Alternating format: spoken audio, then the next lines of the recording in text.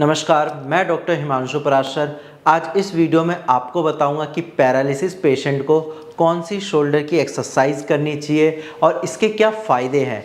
और ये जो मैं आपको एक्सरसाइज बताऊंगा ये मैंने अपने ओपीडी पेशेंट्स पे ट्राई किया है और आप यकीन मानिए काफ़ी अच्छा रिजल्ट रहा है। अगर आप इस वीडियो को लास्ट तक देखेंगे और जो चीज़ें मैं बताऊंगा, जो एक्सरसाइज मैं बताऊंगा, अगर आप उनको फॉलो करते हैं तो जैसे बाकी पेशेंट को आराम मिला है आपको भी डेफिनेटली आराम मिलेगा।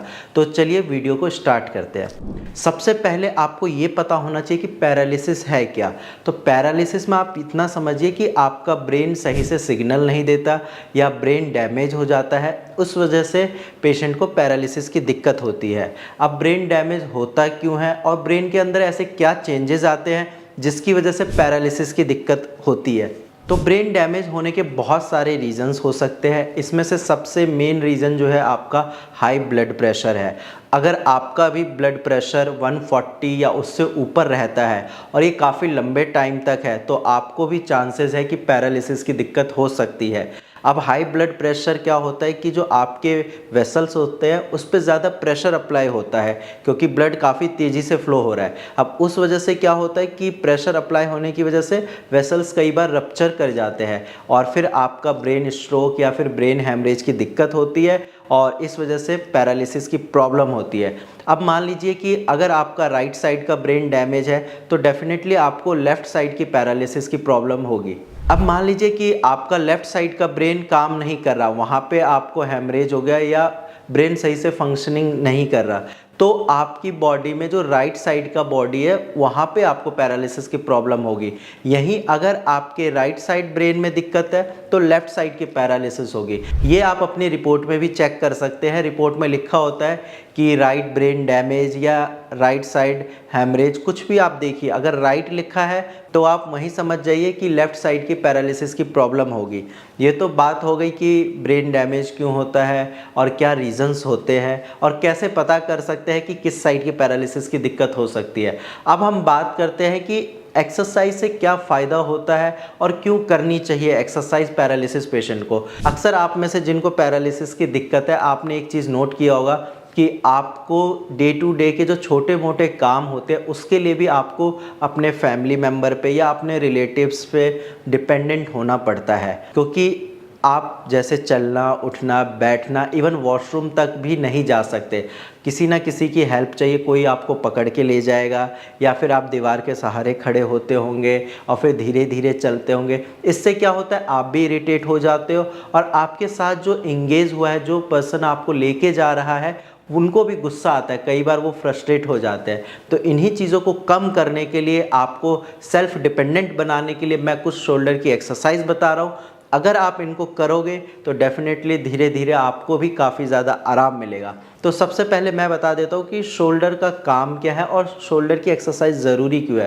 अक्सर पेशेंट्स मेरे से ओपीडी में बताते हैं कि सर शोल्डर में मेरे गैप हो गया, गड्ढा जैसा फील होता है। ऐसा इसलिए होता है क्योंकि शोल्डर जो है आपका थोड़ा सा खिसक गया है, वो डिसलोकेट नहीं हुआ है। पेशेंट यहाँ गलती ये करते हैं, उनको लगता है कि मेरे शोल्डर डिसलोकेट हो गया, अब वो कभी ठीक हो ही नहीं सकता। ऐसा बिल्कुल नहीं है। पैरालिसिस में शोल्डर आपका खिसक गया है, अगर आप एक्सरसाइज करोगे वो वापस से अपनी जगह पे चला जाएगा। अब मान लीजिए ये आपका शोल्डर जॉइंट है, ठीक है, ये आपका ये वाला पार्ट हो गया और ये आपकी ह्यूमरस बोन हो गई। अब ये ऐसे होता है, बॉल एंड सॉकेट जॉइंट है। अब शोल्डर का काम क्या है, जब आप मूवमेंट करते हो तो ये ऐसे ऐसे मूव होता है, ठीक है। अब जैसे मान लो ये आपका खिसक गया, आगे हो गया, तो फिर ये मूवमेंट में दिक्कत करेगी।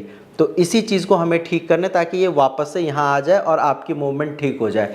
तो सबसे पहले जो एक्सरसाइज है, आपको अपना हाथ ऐसे ऊपर उठाना है और उसको ऐसे ऐसे घुमाना है। ऐसा आप दिन में कम से कम 15 से 20 मिनट करोगे 2 बार, तो इससे आप खुद देखोगे कि आपके जो शोल्डर की जो स्ट्रेंथ जा चुकी है ये धीरे धीरे वापस आने लगेगी। मैं मानता हूँ कि स्टार्टिंग में आपको दिक्कत होगी, बट कोई बात नहीं, धीरे धीरे ट्राई तो करो, कोशिश करोगे तभी ठीक हो पाओगे। आपकी विल पावर स्ट्रांग होनी चाहिए। पैरालिसिस पेशेंट तभी ठीक होते हैं जब वो ठान लेते हैं कि हाँ मुझे ठीक होना है, ये बहुत छोटी बीमारी है। अगर आप ऐसा सोचते हो तो आप डेफिनेटली 50% ठीक हो चुके हो। लेकिन अगर आपको ये लगता है कि मैं कभी ठीक ही नहीं हो पाऊँगा, मुझे हमेशा किसी के सहारे ही रहना पड़ेगा, तो फिर उसमें डॉक्टर्स भी कुछ नहीं कर सकते। इसीलिए आप इन चीज़ों को फॉलो ज़रूर करें, आप भी ठीक हो गए। सेकंड एक्सरसाइज है, आपको अपना हाथ ऐसे करना है, फिर ऐसे ऊपर नीचे करना है साइड में, ठीक है।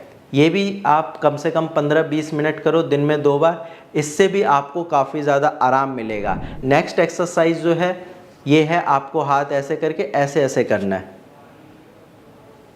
ठीक है। ये 3 एक्सरसाइज जब आप रेगुलर करोगे 15-20 मिनट दिन में 2 बार, अगर 3 बार आप कर सकते हो बहुत अच्छी बात है। तो आप 15-20 दिन के बाद खुद देखोगे कि जो आपके शोल्डर मूवमेंट बिल्कुल स्टक हो गया था, जो मूव नहीं कर रहा था, धीरे धीरे आप बिना किसी की मदद से ये चीज़ें कर पाओगे।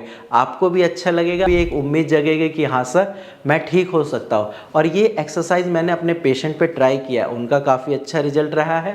तो आप भी ट्राई करिए और आप भी ठीक हो सकते हैं। बाकी अगर आपको फिर भी कोई दिक्कत आती है या आपके किसी रिलेटिव को पैरालिसिस की दिक्कत है, तो घबराने की कोई बात नहीं है। आप नीचे दिए गए नंबर पे कॉल करिए और डायरेक्ट भारत होम्योपैथी के डॉक्टर से बात करिए और आप फ्री कंसल्टेशन ले सकते हैं। बाकी अपना ट्रीटमेंट स्टार्ट कराइए और लाखों पेशेंट की तरह आप भी अपने पैरालिसिस की प्रॉब्लम से छुटकारा पा सकते हैं। आज की वीडियो में इतना ही, धन्यवाद।